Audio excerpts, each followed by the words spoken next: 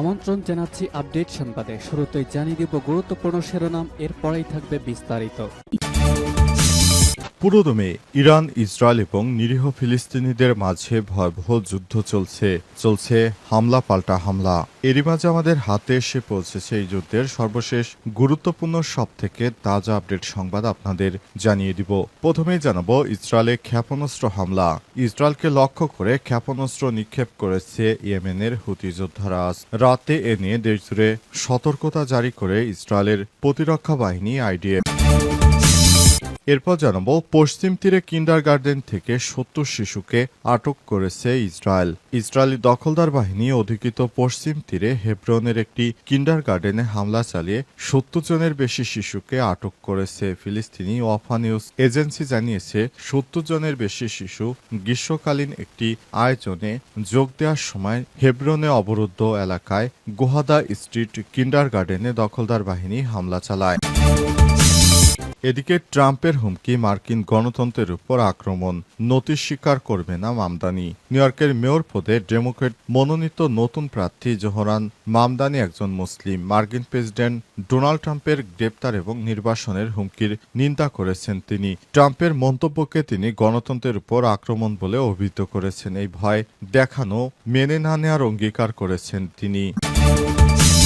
এদিকে মার্কিন সিনেটে পাশ হল বিগ বিউটিফুল, যা আছে এতে। যুক্তরাষ্ট্রের কংগ্রেসের উচ্চকক্ষ সিনেটে স্বল্প ব্যবধানে পাশ হয়েছে ট্রাম্পের কর ও ব্যয়ের বিগ বিউটিফুল বিল। এর পক্ষে ৫১ এবং বিপক্ষে পড়ে ৫০ ভোট। সিনেটে বিলটি নিয়ে ২৪ ঘণ্টা বিতর্ক শেষে আজ ভোট হয় ৫০-৫০ ভোটে। কয়েক ঘণ্টার অচলাবস্থার পর ভাইস প্রেসিডেন্ট জেডি ভ্যান্সের টাই ব্রেকিং ভোটে শেষ পর্যন্ত পাশ হয়। বাধা পেরোয় এ বিলটি। খবর বিবিসির।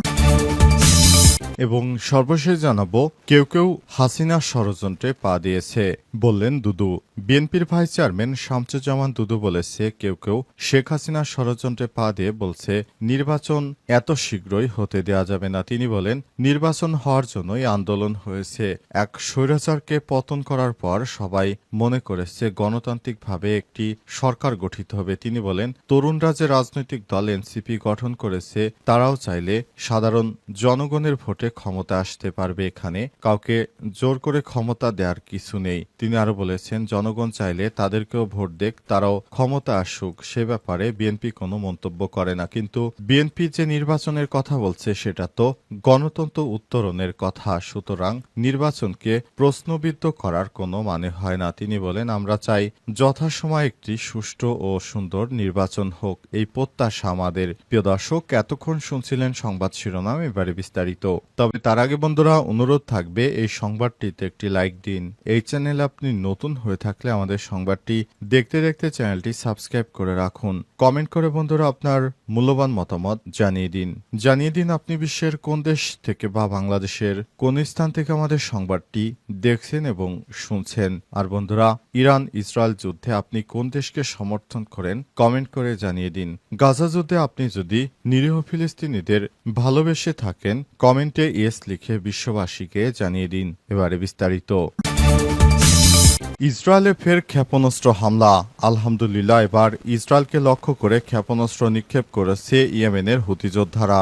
এ নিয়ে দেশজুড়ে সতর্কতা জারি করেছে ইসরায়েলের প্রতিরক্ষা বাহিনী আইডিএফ জানিয়েছে কিছুক্ষণ আগে ইয়েমেন থেকে এক এক করে ব্যালিস্টিক ক্ষেপণাস্ত্র হামলা করা হয়েছে ইহুদিবাদী ইসরায়েলের অভ্যন্তরে। এতে ইহুদিবাদী ইসরায়েলের বিভিন্ন গুরুত্বপূর্ণ স্থাপনা বন্ধ হয়ে গেছে। অবস্থায় ইহুদিবাদী ইসরায়েলিরা তারা বাংকারে পালাতে শুরু করেছে। তারা কোনোভাবেই সেখানে আর তাদের শেষ রক্ষা হবে না।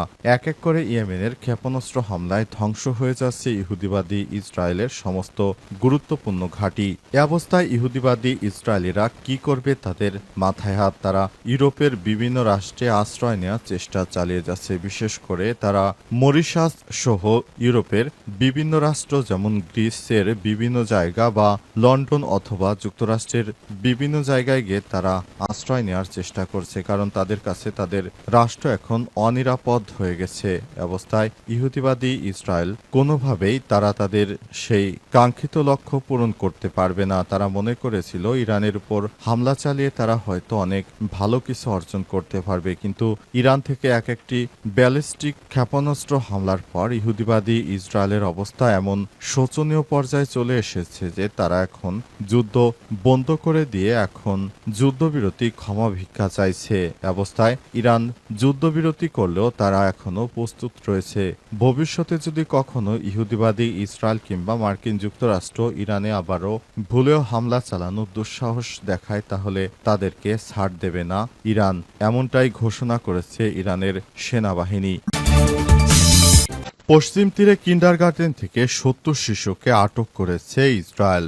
ইসরায়েলি দখলদার বাহিনী অধিকৃত পশ্চিম তীরের হেব্রনে একটি কিন্ডারগার্টেনে হামলা চালিয়ে ৭০ জনের বেশি শিশুকে আটক করেছে। ফিলিস্তিনি ওয়াফা নিউজ এজেন্সি জানিয়েছে ৭০ জনের বেশি শিশু গ্রীষ্মকালীন একটি আয়োজনে যোগ দেওয়ার সময় হেব্রনে অবরুদ্ধ এলাকায় সুহাদা স্ট্রিট কিন্ডারগার্টেনে দখলদার বাহিনীর হামলা চালায়। এতে প্রতিবেদনে বলা হয়েছে ইসরায়েলি বাহিনী কিন্ডারগার্টেনে বেশ কয়েকজন কর্মীকে আটক করে এবং তাদের ফোন ভেঙে দেয়, যার ফলে ক্যাম্পে অংশগ্রহণকারী শিশুদের মধ্যে ভয় আতঙ্ক ছড়িয়ে পড়ে। পশ্চিম তীরে ফিলিস্তিনিদের বাড়ি ঘরে তল্লাশি। পৃথক প্রতিবেদনে ওয়াফা নিউজ এজেন্সি জানিয়েছে অধিকৃত পশ্চিম তীরে সালভিতের পশ্চিমে অবস্থিত কারাওয়াত বানি হাসান শহরে ইসরায়েলি বাহিনী হামলা চালিয়েছে এবং এ সময় দখলদাররা বাড়িঘরে হামলা ও লুটপাট করে আজও গাজায় ৩২ জনকে হত্যা করেছে তারা। ওয়াফা জানিয়েছে আজ সকাল থেকে গাজার বিভিন্ন এলাকায় ইসরায়েলি হামলায় ৩২ জন নিরীহ ফিলিস্তিনি নিহত হয়েছে, যার মধ্যে এখন